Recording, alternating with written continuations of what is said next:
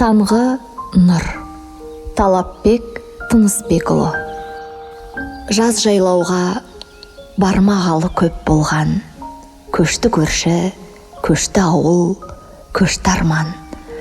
Қобыраған, қозы үйшікте бос қалған, менің балғын бал ойынын бастаған.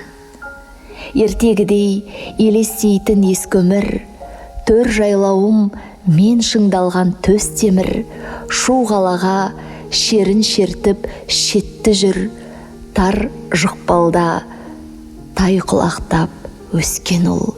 Бәрі қиял, бәрі ертегі секілді. Өткенімді есіме алдым, не тынды, рухы менен, ғұрпы менен өшкенін, жұрты менен жүрегіме көшірді. Таңғы нұрға жон арқасын жылтып қыр, шыққа оранған ширығады бүрдіккүл, кезең асып күлім деген күн кербес, қараша үйдің түңілігін түртіп тұр.